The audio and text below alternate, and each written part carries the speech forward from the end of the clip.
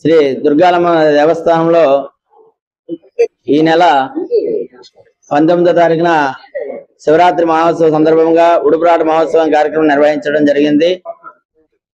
కావున భక్తులందరూ కూడా విచ్చేసి అమ్మవారి ఒక దర్శనం కార్యక్రమం చేసుకోవాల్సింది. అమ్మవారి ఒక మాలాధారణ చేసుకోవాల్సిన వారు మాలాధారణ చేసుకుని అమ్మవారి యొక్క కరుణా కటాక్షాలు పొందుతారని కోరుచున్నాం. అలాగే నిన్న 20వ తారీఖు నుంచి ప్రత్యేక అలంకరణ నిర్వహిస్తున్నారు. నిన్న తమలార్చన తమలపాకులతోటి అమ్మవారికి అలంకరణ చేయడం జరిగినది. ఈ రోజు నాడు శాకాంబరిదేవి అలంకరణలో అమ్మవారి దర్శనం ఇస్తున్నారు. కావున భక్తులందరూ కూడా విచ్చేసి అమ్మవారి దర్శనం చేసుకోవాల్సిందిగా మనం చేసుకున్నాం. రేపు పుష్పాలంకరణ అమ్మవారికి దర్శనం ఇస్తారు.